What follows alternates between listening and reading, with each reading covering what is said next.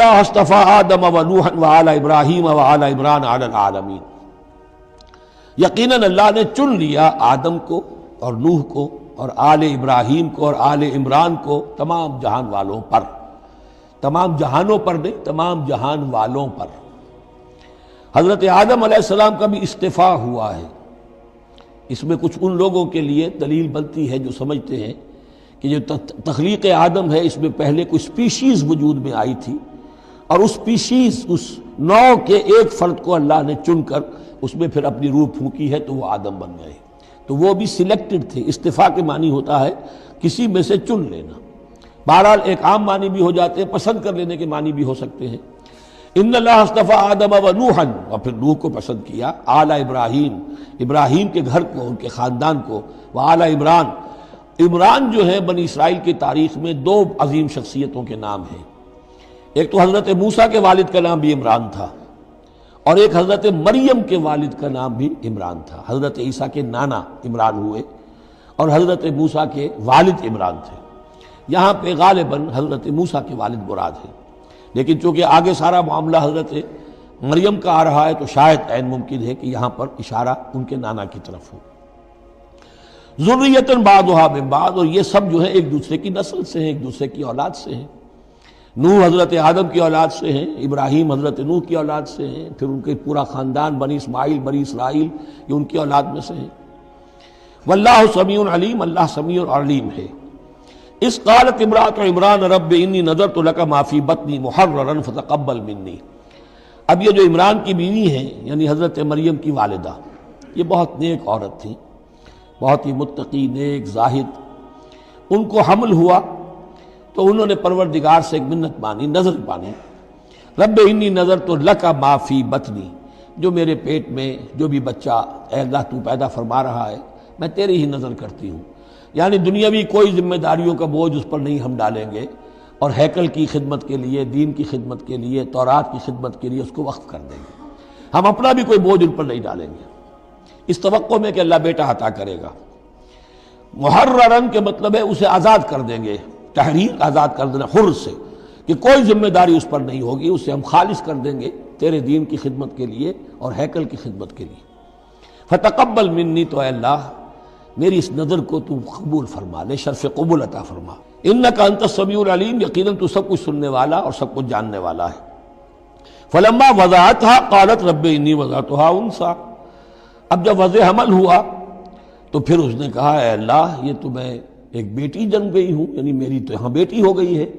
میں تو امید میں تھی کہ بیٹا آئے گا تو اس کو جو ہے میں وقف کر دوں گی۔ اس وقت تک ہیکل کے خادموں میں کسی خاتون کو، لڑکی کو قبول نہیں کیا جاتا تھا۔ واللہ عالم بما وضعت، اللہ فرما رہا ہے کہ اللہ بہتر جانتا تھا کہ کیا اس نے جنا ہے، اسے کیا پتا کیسی بیٹی جنی ہے۔ ولیس الذکر کالانثی، اور کہاں ہوگا کوئی بیٹا اس بیٹی جیسا۔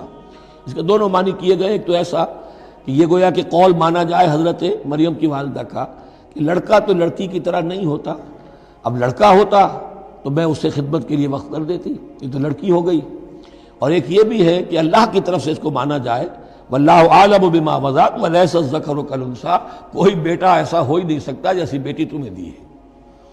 وَإِنِّي سَمَّيْتُهَا مریم، اور وہی اب ان کا کلام شروع ہوا ان کی والدہ کا، مریم کی، میں نے اس کا نام مریم رکھا ہے۔ وَإِنِّي أُعِيذُهَا بِكَ، اور اے اللہ میں اسے تیری پناہ میں دیتی ہوں، وَذُرِّيَّتَهَا، اور جو بھی اس کی اولاد ہو، نسل ہو، اس کو بھی تیری پناہ میں دیتی ہوں، من الشیطان الرجیم، مردود شیطان کے حملے سے، کہ اللہ ان کو، مریم کو بھی اور اس کی آنے والی اولاد کو بھی تو بہت ہی اپنی حفاظت میں رکھیو، شیطان سے بچائیو۔ فتقبلها ربها بقبول حسن، تو قبول فرما لیا انہیں، یعنی حضرت مریم علیہ السلام کو ان کے رب نے بڑی ہی عمدگی کے ساتھ، قبول حسن، شرف قبول عطا فرمایا بڑی ہی خوبصورت انداز میں۔ وانبتها نباتا حسنا، اور ان کی پرورش کی بہت ہی عمدہ طریقے پر، بہت اعلیٰ طریقے پر۔ وکفلها زکریا،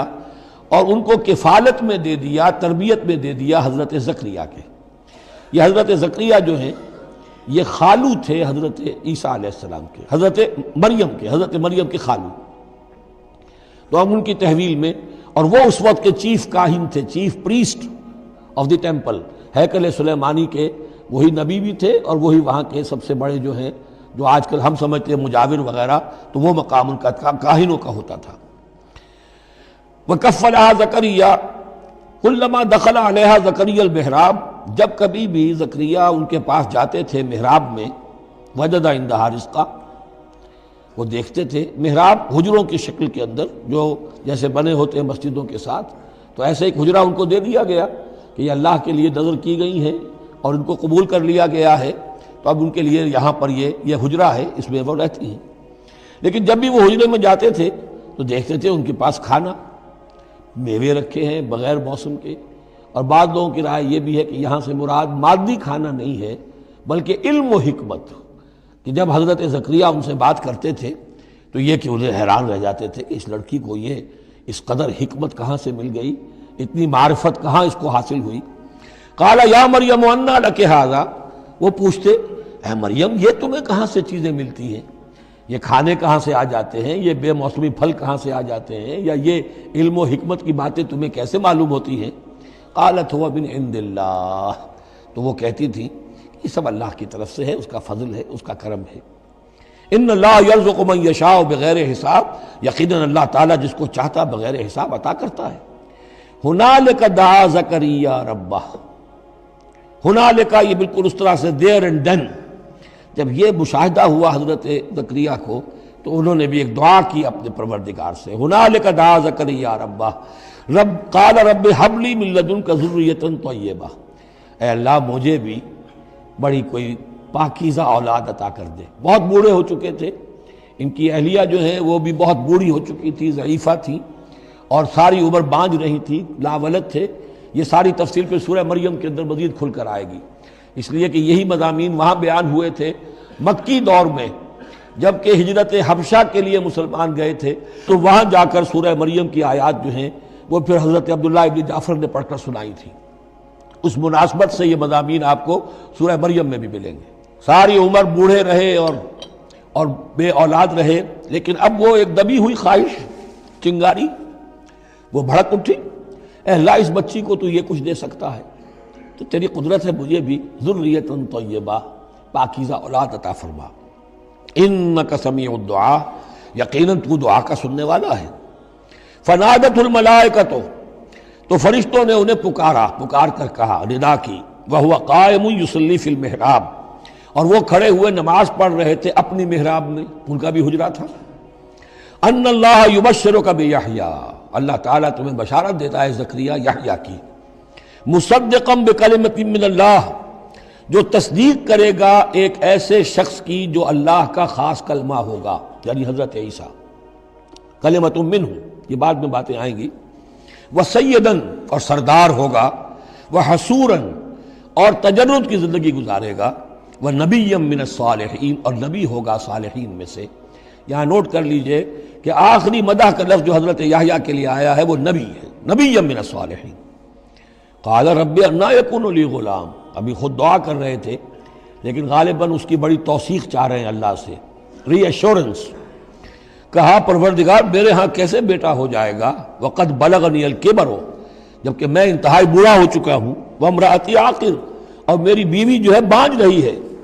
قال کذلک اللہ یفعل ما یشاء، تو انہوں نے کہا کہ اللہ نے فرمایا کہ اللہ کرتا ہے اسی طرح، یا فرشتوں نے جواب دیا جو چاہتا ہے کرتا ہے، اسے اسباب کی احتیاج نہیں ہے، اسباب اس کے محتاج ہیں، اللہ اسباب کا محتاج نہیں ہے۔ قال رب اجعل لی آیہ، انہوں نے عرض کیا پروردگار میرے لیے کوئی نشانی مقرر کر دے، مجھے معلوم ہو جائے کہ واقعی ایسا ہونا ہے اور واقعی یہ کلام جو میں سن رہا ہوں تیری طرف سے ہے۔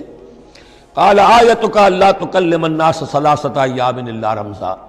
اللہ نے فرمایا کہ اب نشانی یہ ہے تمہارے لیے